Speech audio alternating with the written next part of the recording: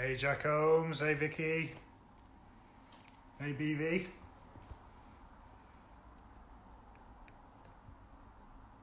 hey Bricks to Pounds, hey Golden Leaf. No, Golden Leaf, you're not allowed to be in, mate. Sorry, not this time. Hey Raj and Raquel, great podcast like you had on today. Go check it out, everyone, on the Game of Loans. Hey Pilot My Property, hey Peterson Smith. Hey BV, hey Matt. Everyone's turning out to see Jess tonight. We're just missing the lady herself. Hey Jacob.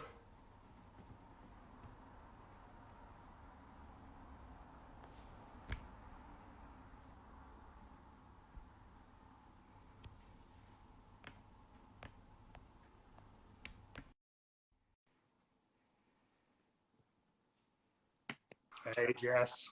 Hi. Hello. How you Good doing? evening. How are you doing? I'm great. How are you? Yeah, I am very well, thank you. Have you had a good Friday? I have had a good Friday, yes, and I've just got out for my lovely daily allowed hours walk, so in the sunshine, so I'm feeling all, nice from that. That's good. How about you? Yeah, same. Busy day, but yeah, it's been glorious. I sat outside. I was at the HMO today, so I sat outside in the garden having my lunch and enjoying the sunshine. So it's been good. Nice. Been an absolutely glorious day up here as well. Good. Very good. Whereabouts are you based? In Leamington Spa, which is sort of next to Coventry, is the next biggest city. Yeah. So we moved here last July, so that's where we live. Good stuff. All right. Well, we've got plenty of people on already, so let's jump straight in. I think I'll just do a quick intro, and I'll for anyone who's not been on yet this week. So if you've ever seen our profile, you'll know that we're really into our kind of mindset stuff. 50% of what we post is all about mindset, and so we wanted to just do this series to get some people on to talk about some thoughts and ideas, and hopefully give some people some tips to help lead more positive lives. If you've joined through Jess's channel, you're not sure who I am. I'm Andrew from Elite Investor Group. We're architects by profession and property investors by choice. We invest in HMOs up in Leeds, and I'm joined tonight by the lovely Jess Leader, who I will let introduce herself. Hello, yes, thank you for having me, Andrew. It's really, you've done a great series so far this week. I've really enjoyed watching everybody's chat this week, so I'm excited to share a few of my own thoughts with everybody today. Hello, if you've never heard of me before, and hi, thanks for joining in if you know me and you have to come to say hello. So I am Jess Leader. We're going to talk about the few different things that I do, but I work part-time in events and experiential marketing. I am building my own property portfolio, so I've got a small portfolio of HMOs as well, as so many people this week have, and I'm building out a few different strategies there. And I also, well, actually, up until just a couple of weeks ago, I was working as a board director on a mental health charity, but good for them. They've merged with a bigger charity now, so that my role has no longer exists. So I'm looking to do that somewhere else. So those are the few things I do. Very busy, as we know. So we all are. It's great to. I didn't actually know about the mental health charity, so even better, and even another great topic for tonight. But I am going to actually start on. So what's the startup? Can you tell us about the startup? What are you doing with that? Circus, yeah. So the event side, you mean? Yeah. So Circus. So I've worked in marketing for my whole career. So ages now, I'm really old, like 15 years or something. And I started off, so old, yeah. I started off in event marketing and sort of progressed in that part of marketing, and then over the next sort of 10 years decided to sort of sidestep in different divisions of marketing and sort of grow my knowledge. So I moved into different kind of digital marketing, big global product launches and brand campaigns and that kind of stuff. And then I always stayed in touch with one of my original bosses who became my friend. And a couple of years ago, she set up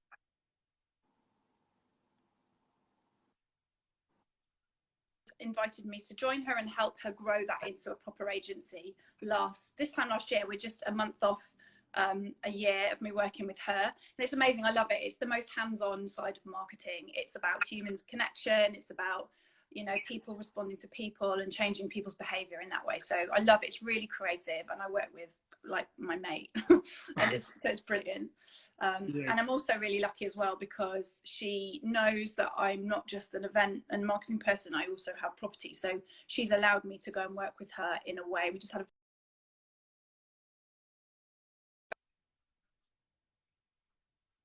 you grow your business, so how can I do both? So I'm lucky enough to work with her in a way that means my days aren't really structured. As long as I do my deadlines and I never leave her hanging, I can control my own time. I don't have office hours with her, which is brilliant, and it's not a full-time job anyway, thanks to property. That's good. All right, well, let's carry on rolling with that then. So you're saying it's unstructured. So is that really, you know, is it literally just, as you said, as long as you meet the deadlines, everything's fine, and you can split it between the two? Yeah, I mean, we know it's so, oh God, I've tried a few different things. I'll tell you about a few of them. So it is still, I'm still trying different ways. One sec though, I'm not recording this and I want to. Are you? I might just record my screen. Recording. Don't worry, I will send it to you afterwards. Okay, thank you. I just realised I forgot. So I technically work for her the amount of time of about 4 days a week. And I tried structuring it. I've tried structuring it in a few different ways. The first thing that makes this time not so weird for me is because most of that time is from home. So the agency is in London. I work 1 day a week in London at least, like when we've got client meetings or particular events and things, because most of them are around there. So I have a London day, but apart from that, I work here anyway. I'm just at home now, obviously. Where else am I going to be? I tried a few different things. I've tried having a property day in the week and then 4 circus days. I've tried doing mornings and evenings, mornings and afternoon.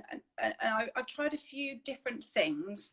And actually, I found similarly to one of your guests earlier in the week said, you know yourself and you know when your most productive hours of the day are. Yeah. So I've actually just started, the way that I've found works best for me is I chunk my biggest priorities across circus, property and myself. I go, what are the most brain intensive and what are the most admin? And I just front weight the brain intense stuff in the mornings. Yeah, great. 7 days actually, because I enjoy all of it, so I don't really care. And then that's how I found works best. And obviously if there are fixed deadlines for any of those things, they get scheduled in and take priority first. Yeah, okay. I think I'm still employed. I work for someone else. I'm not working for myself, but I do have whilst I can't just not go into work one day, I do have a boss that's a very, as long as I've met my deadlines, he's not really that fussed. He's not really on my back wanting to know what I'm doing every hour, every day. So it's a good way to be if you can get yourself in a situation like that. Yeah, and I think, we're all adults and we've been employed because our employer values what we offer and trusts us. And me and Sarah, trust each other. And I guess it sounds like you and your boss have got the same thing. Yeah. And, just don't take the piss, and it works for everyone. Exactly. So I know how much you enjoy the marketing side of things. And so I know that you're not all wanting to go full time into property. So what is the reason why you're building the property portfolio?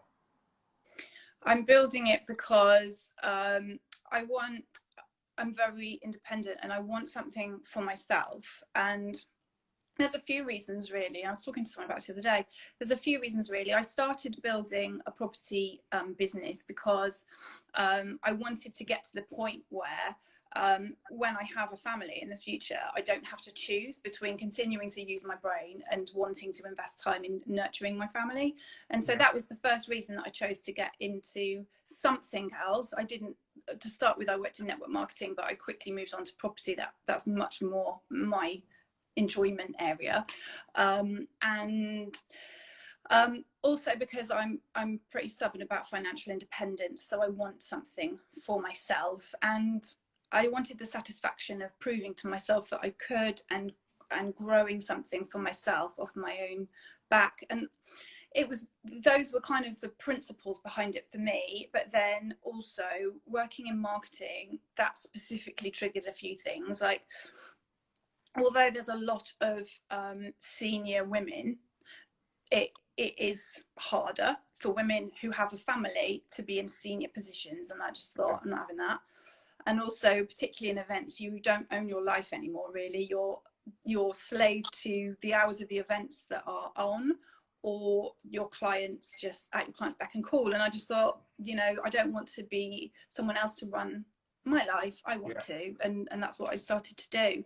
So it's kind of wealth, independence, wanting to control my life, and building up a security.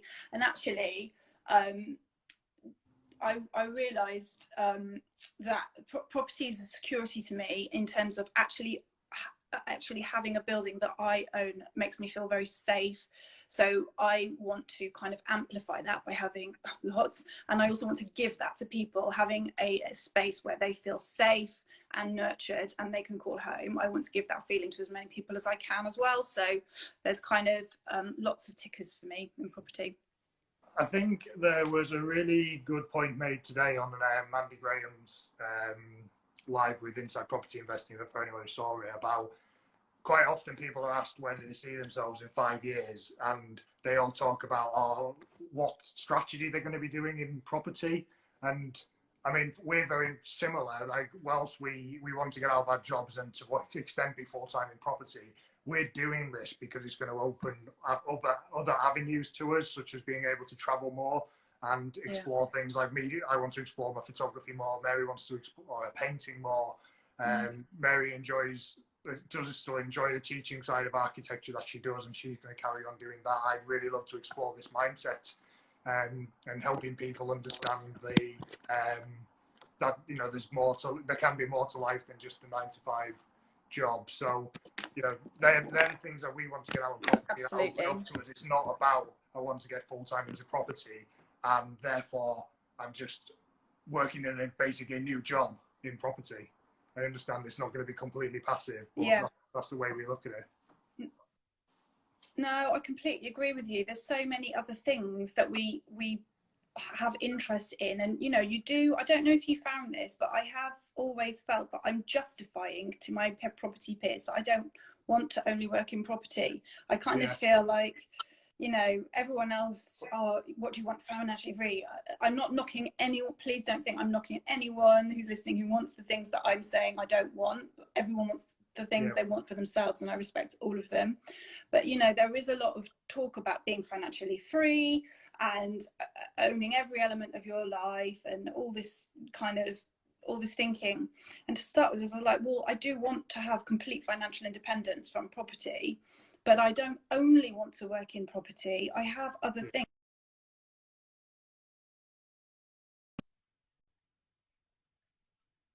The creative people, and you know, you do that in property, of course you do, but marketing also ticks my creative and commercial boxes, so to speak. But you know, I think you can choose to tick all of your boxes in one industry, but also you don't have to, and that's fine. So it took me a long time to get comfortable openly saying, you know, I really love working in marketing. I don't want to only be in property, and maybe at some points in my life I won't be employed. Maybe I'll do consultancy in marketing 1 or 2 days a week or whatever, and maybe at some points my only income will be from property. That's also fine. I think don't judge, don't care.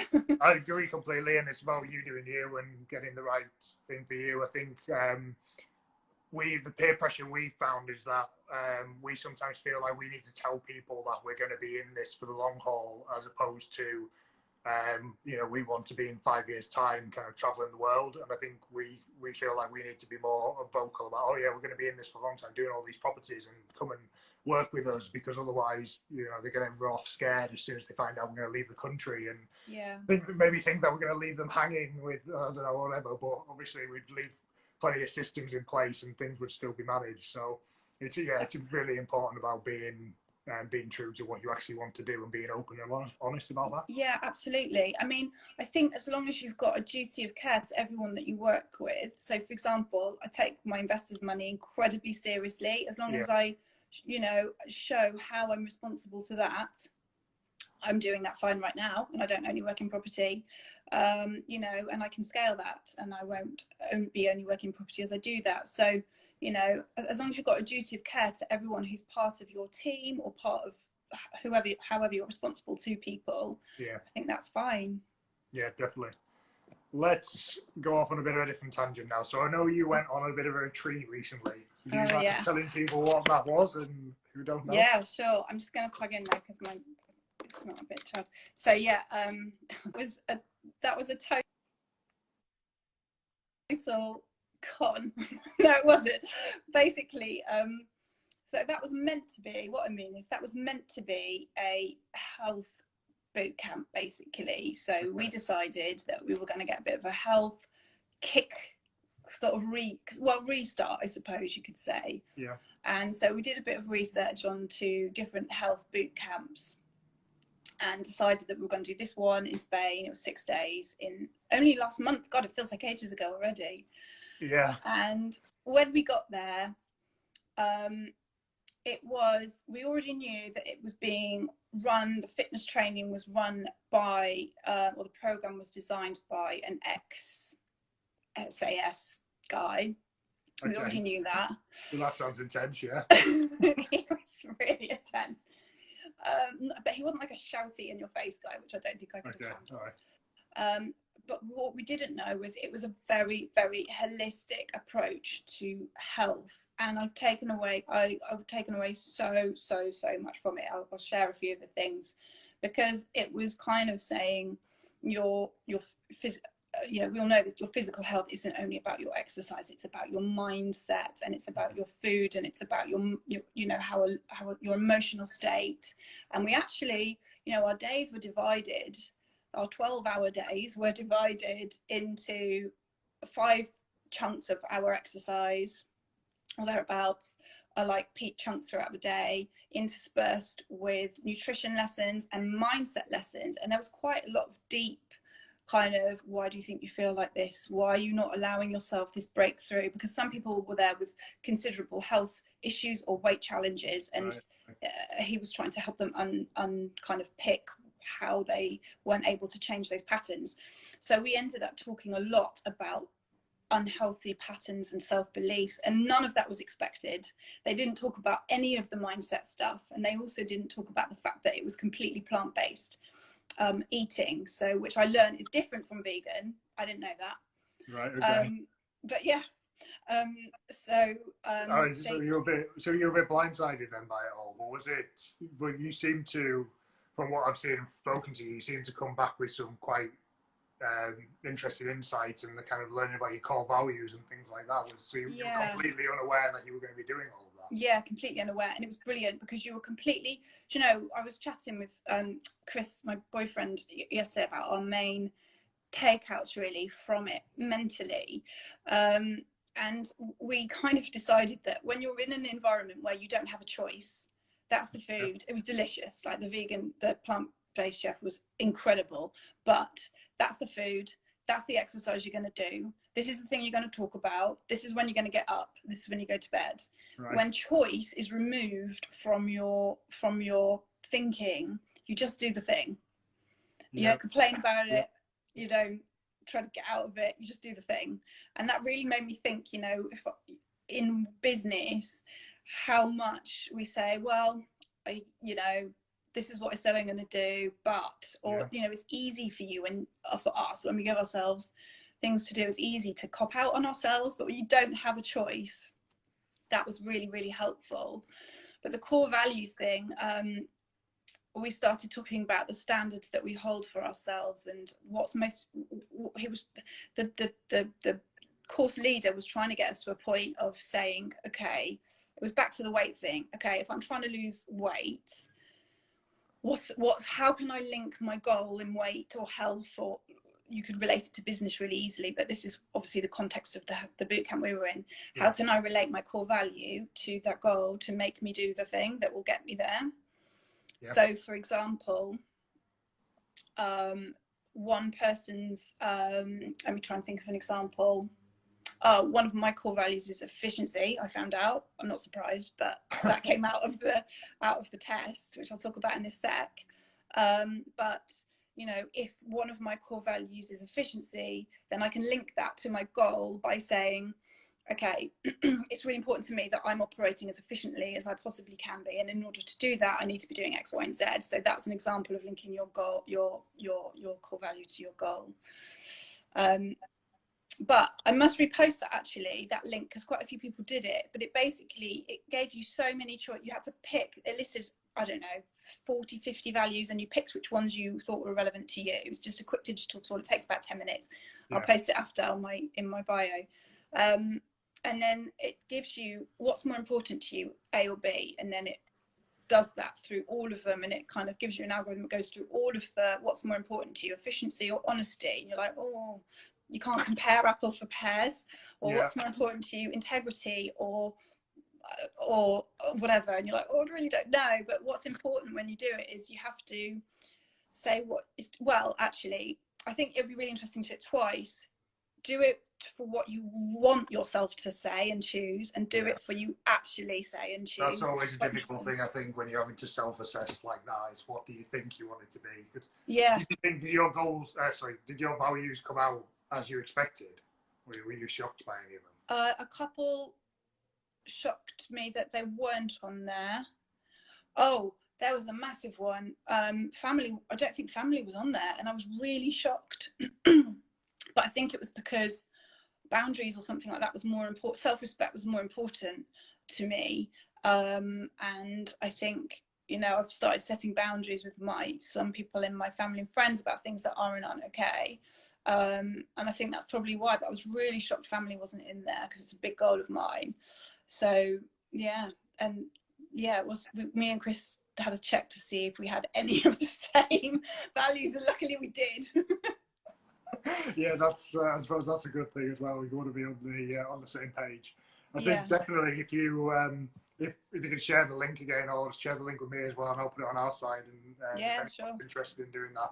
I had a couple of people say their goals this year were to go on kind of fitness health retreats, but they're all saying maybe next year now, if we in case we can't get out of the country, I suppose. But yeah, oh god, yeah, it was really close. It was my best friend's wedding the day after, and we were coming back from Spain, and Spain locked down about 3 hours after. We were stuck on the runway for hours. I was like, I'm never going to get there, but yeah, it was good. That's right. Did the values, how do they kind of, is there any correlation then with your strengths and weaknesses or anything like that, or is it completely separate type stuff? They didn't make that connection, but I'm just starting to think now if mine do align to my strengths and weaknesses. And I think actually they more drive my behaviours, which probably are slightly different. But you know, you focus on the things that you prioritise, really. And so I suppose that's how they come out in my strengths and behaviours. Yeah. Okay. All right. That's interesting to know, because I suppose I wondered if it would be connected, because just because you value something doesn't necessarily mean it's you're good at it or bad at it or whatever. So I wondered if you. I mean, there were things like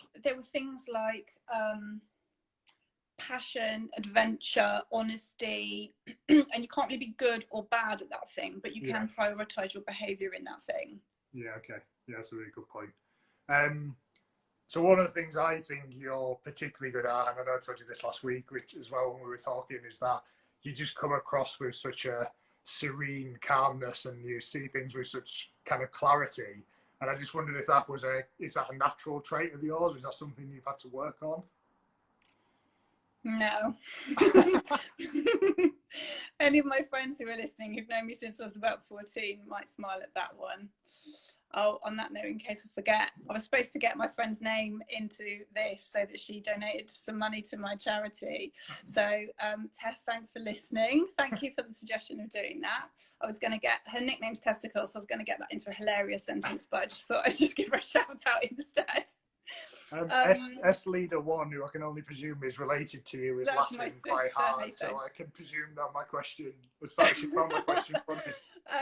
So the serene thing, she'll know that is not something that I naturally have. But do you know, I think partly is, I was thinking about that and what makes it so. And I think I was first like that in work for wanting to be really professional and wanting to be someone that was easier to work with. Yeah. And then I thought, actually, you know, I can carry this level of communication into my personal life, and I've become a lot more like that. And I was thinking about that because you did ask me about that before, about what allows that to be the case. But I also did share what my project manager said about me as well. I'll tell everyone else that after. I was thinking it's about a few key things for me, really. I think the first thing is about expectations. And when you go into a project or a business or a relationship or whatever, for me, it's about expectations and allowing the people that you're in that, let's use the very obvious example of a house build, right? Because obviously that's our connection in the first place with everybody here. You know, if you are clear with everybody in the first place about what your expectations of the outcomes are, of the behaviours are, of the delivery points, of all those kinds of things, then you've got a much better standing start of people being able to meet them. And, you know, the reason that people lose their shit is because they feel like people aren't doing what they're supposed to do, or people are taking the piss or whatever.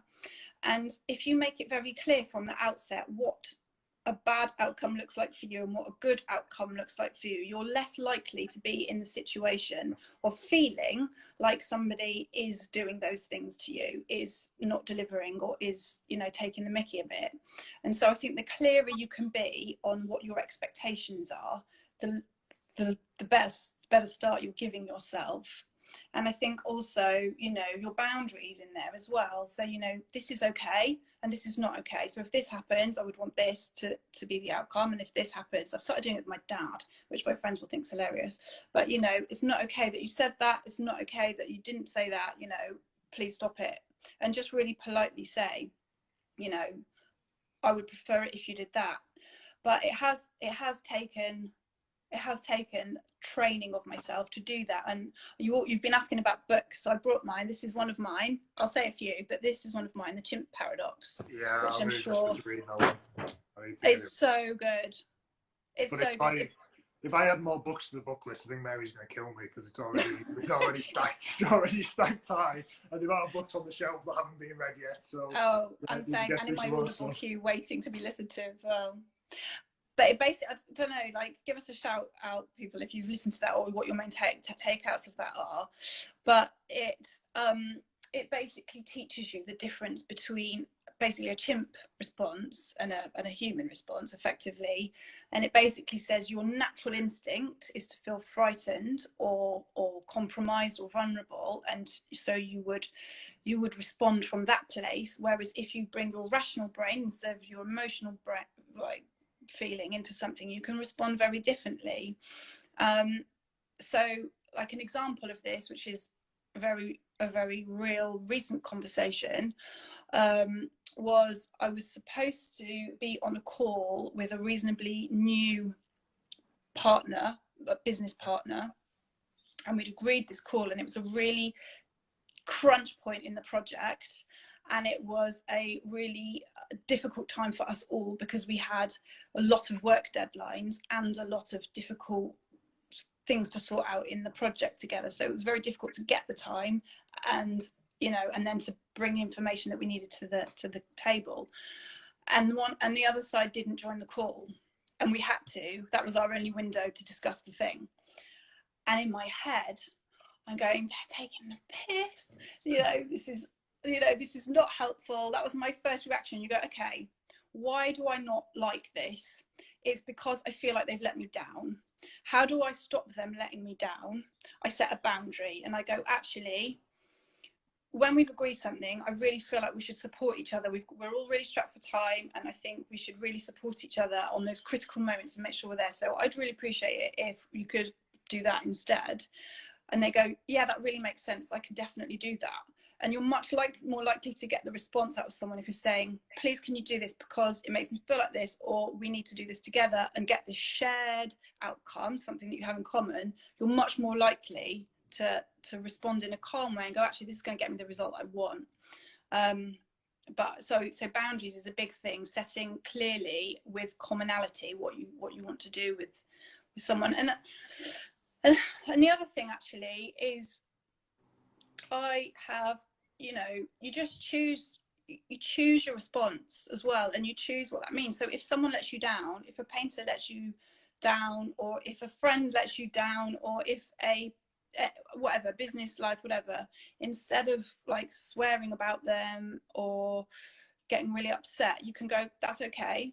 They've shown me what their standards are. They've shown me what kind of level of honesty, integrity, commitment they have. My values are honesty, integrity, and commitment. We don't align, so I'll let that slide and just not work with that person anymore, or not have that person in my life anymore. And you feel so much calmer responding with control, actually. Yeah. I think you've made some absolutely brilliant points there. I hope people have really been taking note of that. One thing I'd like to add or ask to that is, how do you approach those when you're setting those boundaries with people? How do you approach it from a point of view of, this is how I work and you must meet that, or is it I want us to collaborate and cooperate and create a synergy together? Always with questions. I always start with questions. Like, even like the builder, what's your favorite way of communicating? Okay, how do you think we should stay in touch with each other? Oh, a weekly call, that's a great idea. Really, I wanted him to say that. Okay, what time's best for you? Okay, we'll do that. Let's agree to that then. So are you happy that we do that every week, and reconfirm that? So you're saying that that's the best time for you, and this is how you want me to contact you? Yes. Okay, so if you can't do that, please let me know 24 hours in advance and we'll reschedule. Like, so it's not like they're never available, I can't get hold of them, you didn't turn up, and it's they've set it, that's, you can't. Yeah, they've set the rules, basically. Yeah, and it's a joint project. I'm not ruling the roost. I'm just letting everyone set out what works for them. I'm saying what works for me, and hopefully it's the most respectful way to get things done. Yeah, brilliant. Are you going to tell us what your project manager said about you? Oh yeah, he said, I forgot, he said, everyone's got a fuse, right? He said, you're cool, calm, collected, and then boom, heads roll. Because he just thinks, he knows we've gone through quite a lot of issues together. And he just, he's like, this has gone wrong, this has gone wrong, this has gone wrong, this has gone wrong, this has gone wrong. Like, okay, what do we need to do? Okay, what's the best solution? Okay, what about that? Okay, what about that? Oh, no, that was it. So everyone's got a line. I think I can relate. My mum used to say I was so laid back, I was horizontal, but then when it gets too much and I lose my shit, then that's when it happens, and heads start to roll for sure.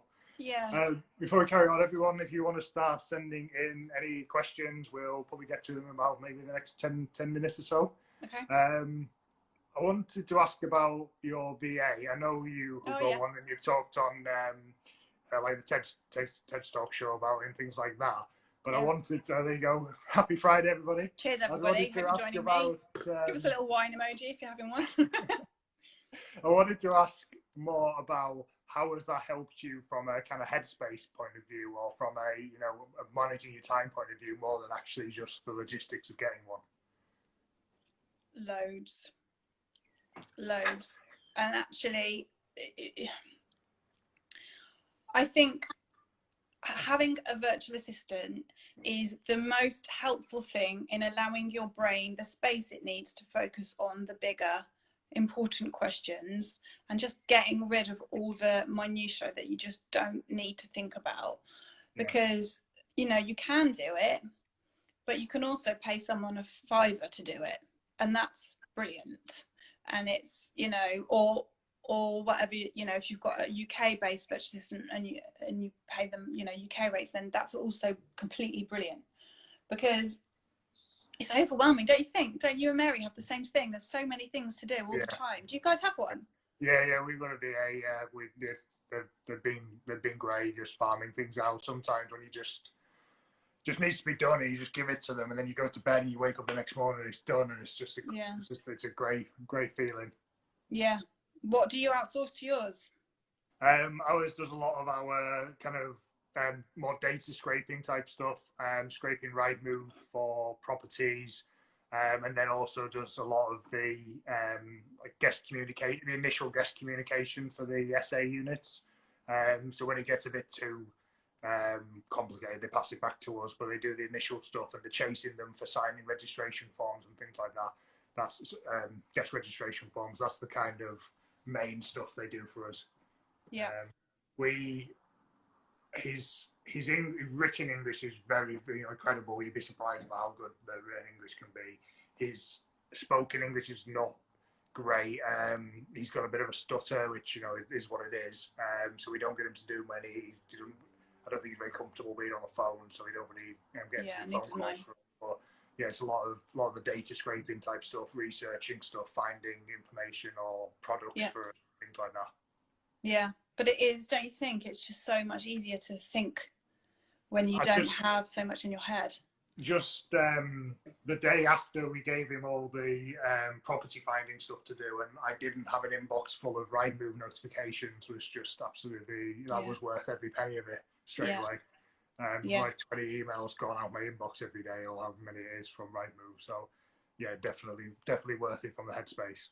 Yeah. Is there anything else from a apps point of view or software that you use, or you use specifically with your VA that are really important and useful to you? Just with my VA, I use. I think we've got about 5 things that we use. So we use Trello. I brief her on Trello. So I write a document brief or video, and it goes on Trello, and it's our lists. If you're familiar with Trello, it's organized in lists, and each tile is a different task, and it moves. Each list is like to briefed, in progression, to review, done. And so that's how we organize everything. If we need to have a video call to talk about anything in more detail, we use Skype, but sometimes we have used Zoom as well. We use WhatsApp just to keep in touch with each other. She's like, I just need to ask you this about that. But also I've encouraged her to move away from WhatsApp and keep everything in Trello, because then the comms about that task are connected, stay within the chain of that task. And then I have a couple of different payment and time tracking apps that I use with her. So her time's tracked through Time Doctor, and her payments arranged through Send Pay, which is the only one I could find that went to Bahrain. But yeah, that's we're pretty much exactly the same. We're on Asana, but the same thing. It's to do in progress, completed. So there's a tracking of it, and then same. We use Slack, keep them off WhatsApp. Yeah, so, I think I need to move to Slack. Everything's broken into channels, etc. So yeah, I don't think we can kind of really live without it, to be honest. Yeah, I know. Once you start having one in your team, it's really hard to get away from that. There's been a couple of questions in this thing about VAs. Do you want to talk about them now while we are? Yeah, I did pick them up. I think that would be good to to wrap it up now. So do you prefer VAs from the UK or overseas, and why? I will answer them, but also we need to talk about mindset more than anything else. And I've got a thing about VAs on my Instagram, so people can get loads and loads and loads of detail on there about what I do and how. But I've just been helping someone else get a VA, and I personally think if you want to give out tasks that you have the time to write a procedure for and brief somebody to do and invest time training, then I love working with my my Filipino virtual assistant. She needs strong instruction, and I'm happy to give that to her because it's clear what her outcome is and she delivers it. I think if you don't want to work in that way and you want to give somebody a problem and they have to fix it, as in, I wish I had this kind of system, then you don't have the time to brief and be specific, and somebody needs to get into your business and understand your workflow or design a workflow. Then you need somebody who can be more involved, perhaps, who can be around on your time zone, or perhaps is more comfortable not just being given a task but being asked to think more deeply. And in my experience, those have been professional VAs who work in this country. That's in my experience. I think I'd second that. You've got to put the effort in to train them up. Yeah. I've spent probably about 5 hours pulling together documents and videos to teach my VA how to scrape right move and what to look for, how to analyze a floor plan, etc., etc. But it was time well spent because he started off and he was basically analysing a house in 20 minutes because I'd given him all the information of how to do it and just follow it from A to B. And now he's sped up. He probably does it in about 10 minutes a house. You know, he's got quicker. But you've got to put that legwork in to get them up to that level. You really have. You can't just be lazy. You have to. You know, your VA will be brilliant if you train them brilliantly. Trying to teach a Filipino VA what a 70s house looks like, and that is not a modern house that someone wants to live in, is very difficult. Whereas if you've got a VA in England and you say, you know, oh, if it's a brand new house, ignore it, and if it's a 70s, you know, it looks like it's from the 70s, then perfect. They'll just know straight away. Yeah, I've had a lot of conversations like this, and that she's shortlisted ones. I'm like, what made you think that was the right? What criteria is that hitting? What are you seeing? Because we have like a red, amber, green system of me feeding back on her shortlisted properties.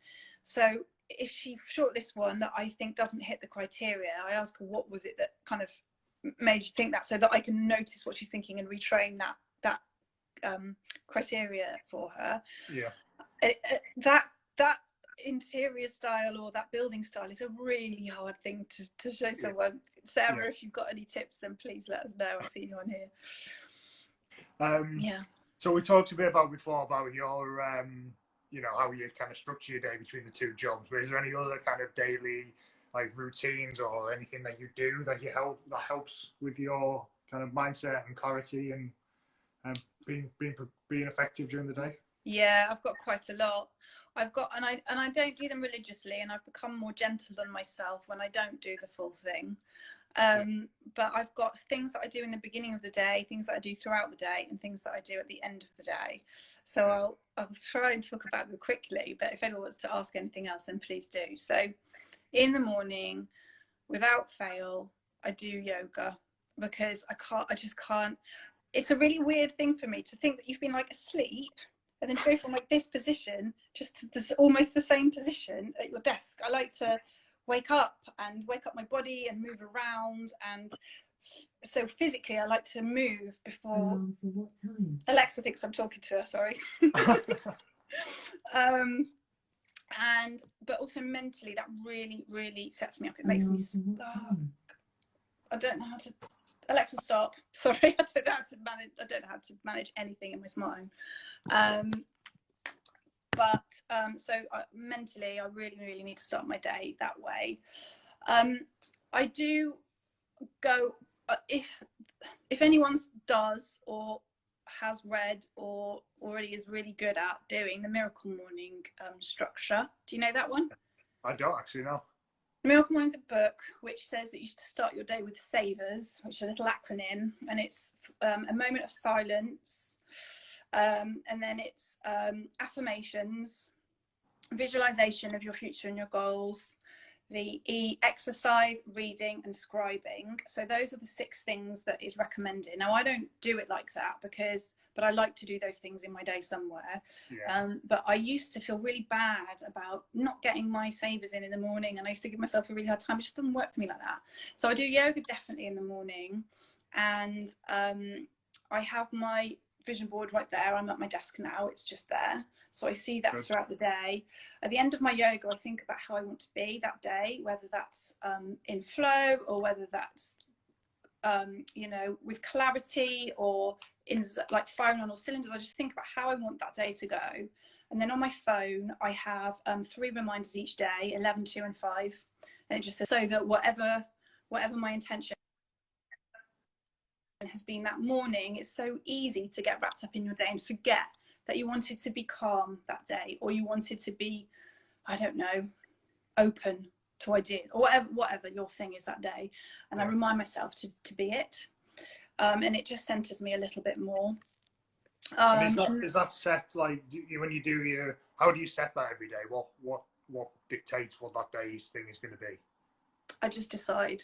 I just, Okay. in the morning when I've done my yoga, I either have a feeling about how I want, that's either given me a feeling of joy or calm or vibrance or life or whatever, and I think I want to hold on to this. So it might be have come from my yoga, or it might be that I've got it might be that I've got a mental busy day, and I know that I don't want to feel stressed going through that day. I want to move through those things with ease and clarity. So I might set myself a mental note of energy or pace, or you know what I mean. It depends on those things.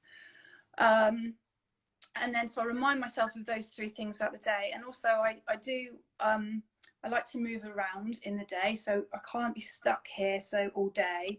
So I like to change up my energy. So if I feel like the room's a bit stale, I'll open the window, I'll put on a candle or change where I'm sitting, just to kind of get a different refresh and reset for your mind throughout the day. So I do that. And then in the evenings, I started doing some more things in the evenings that I used to do in the morning. So at the moment, my evening routine, if I'm doing it fully, I don't always do it fully, but I definitely do exercise somewhere. But if I'm whether that's a longer yoga or a quick 5-minute hit, or today we went for an hour's walk or whatever,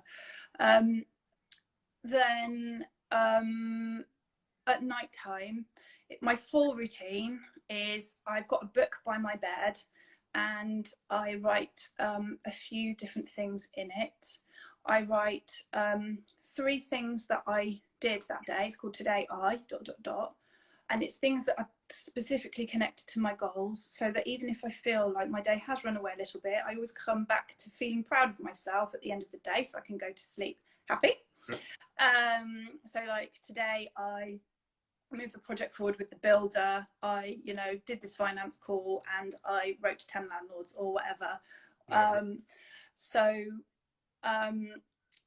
Or it might be a whole property day, but even on that's particularly helpful when I don't have a property day, when I have a circus day, because it makes me feel like I'm still choosing time for my own thing on an employee day. Gratitude, which has come up a lot this week. What 3 things am I grateful for? Sometimes I've done that in the mornings, but I like doing it in the evenings. It sets me at peace for the night. Sometimes I write my vision in the morning, sometimes I write it in the evening. But one thing I do is the last thing before I get into bed, and I move my pillows off, so I'm lying completely flat on my bed. And I put one hand on my heart and one hand on my stomach, and I just breathe really, really deeply and slowly and calmly. And that just, whereas it stops my head racing. Whereas, you might be running at 1,000,000 miles an hour and you might be like, shit talking yourself about all the things that you didn't do that day or you could have done or whatever, and it just makes me feel calm, so that I go to sleep happier, I sleep more soundly, and I wake up without being in immediate panic of I didn't do all these things, I'm gonna I just wake up feeling okay, I'm happy, new day. I think so. Is that an actual, you just do that for 5 breaths, or is that an actual kind of prolonged meditation? No, it's short. It's quite short. I don't count it. It's probably about 2 minutes long, but I don't count it. When I've done meditation in the past, the 2 that I found most successful is that one where you are just sitting there, hand on the heart, hand on the belly, just breathing, focusing on that breath in and out, and just that's all you're thinking about. And the other one is kind of a full body health check. So you with the big toe, and you work from there all the way up your body, up to the top of your head, and just kind of feel every single part of your body all the way up. And again, I think it's because I know meditation is meant to kind of take you out of your normal mental state, I suppose, but I kind of need something that I'm concentrating on, but that I can also still feel at the same time, otherwise my brain will just wander off. And I know that's not a bad thing to wander off, and that's part of the process for it to wander off, and you catch it and you bring it back, and that's kind of the whole part of the whole process. But if I don't have it, if I'm not doing anything, I'm not concentrating on breathing or anything, the brain is just gone. It's gone completely all the time, and I'm just thinking about what was going on before I started meditating anyway, so not really gaining much. So I do think that's a really great technique, just concentrating on your breathing. Do you still do that now, the whole breathing? I don't. I don't do irregular meditation anymore. I was mentioning this with, I think, Sonny the other day, that meditation and what he was kind of calling about pre-sleep meditation, which I never really thought about, is I've one specific set of music that I put on before I go to bed when on particularly stressful days. So it's something that I kind of do when I'm feeling particularly anxious, which at the minute hasn't. So, well, not anxious. Because I'm fully enough. I was talking about this with someone just on a Zoom call this morning that anxiety is not something that I really kind of have any struggles with or anything. Until COVID happened, and some. Not that I was particularly anxious about COVID, but there was quite a few things going on at the same time that COVID happened. And for the first time in a long, long time, I started watching the news again because of COVID. And then I've cut that back out again, and that's solved a lot of problems. And so that's one of the first times I've ever really had anxiety problems and feeling like tightness in the chest. It's been a bit, which is then making you more anxious, thinking, have I got COVID because I've got this tight chest? But it's like going round and round in circles. But yeah, when I've had a particularly kind of stressful day or whatever, that's when I used to do it. I used to do it when I was on last year. I was doing a lot of traveling with work, so I'd do it on the train and things like that. Kind of just take some moments to be like, right, I'm on this train. I've just got this time to kill until I'm getting to where I am, and do some meditation. But yeah, not really done a great deal of it this year. I think the train's a really good place to do it, particularly if you're I used to live in London, so I used to be more used to armpits in your face on the tube, but now I'm less used to it because I do it once a week normally. So if you're hating that, just close your eyes and take yourself somewhere else. Or just focus on your breathing or something. It's a really useful tool to calm yourself. But I think quite a lot of people I talked to had the whole, I feel anxious, I've got a tight chest, or maybe I've got COVID. A lot of people had that. We really freaked ourselves out, didn't we? Yeah. I think as well, like sometimes I don't finish the meditation as well, or the time I've set. I'm not really that precious on how long it is, but quite often I might say I'm going to do it for 10 minutes, and I almost finish after 8 minutes because it's done its purpose and it's calmed me down, and it's made me see with some clarity what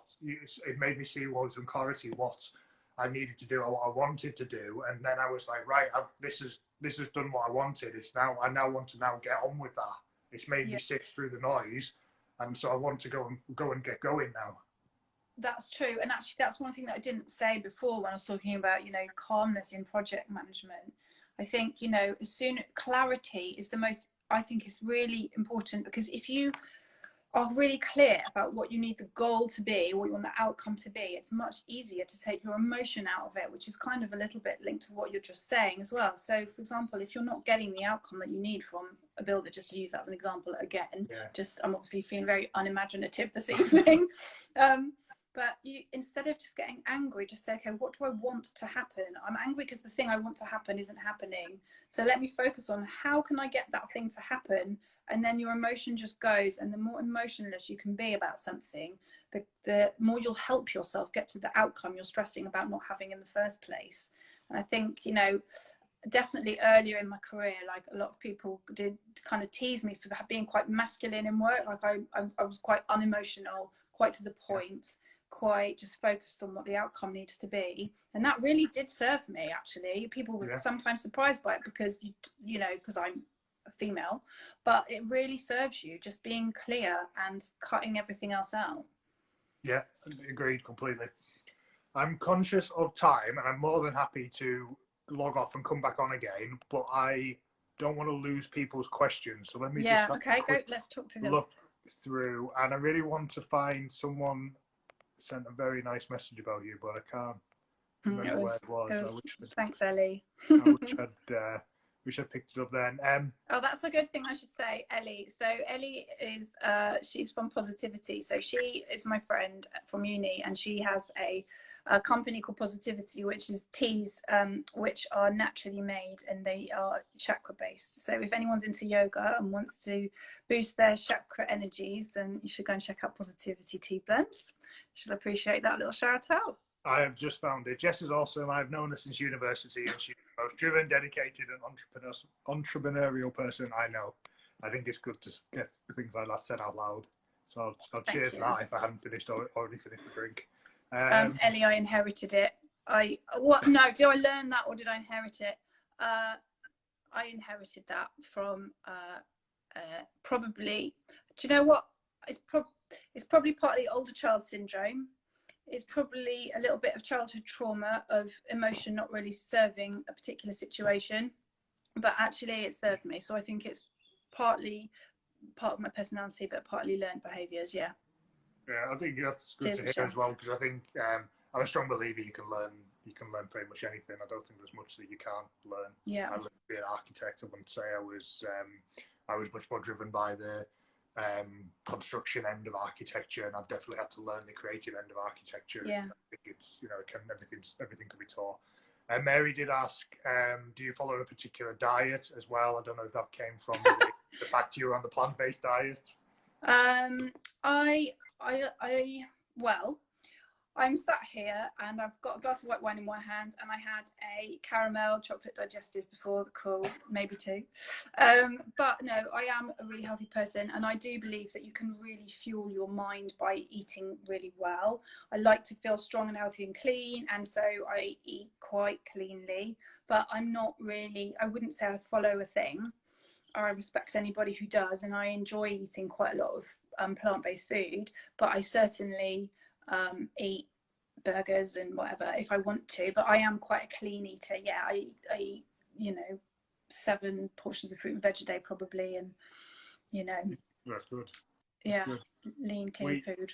We are vegan at home. We only cook vegan food at home. I will be honest and say we have been buying eggs during the lockdown just because we missed them. It's like the one thing that we actually both really miss of any kind of meat. And then we are generally freer when we go to people's houses or we eat out, things like that. We see that as, I'd hope anyway, that we're getting a better quality meat anyway. If we're in a restaurant, then you kind of maybe get on your supermarket shelves.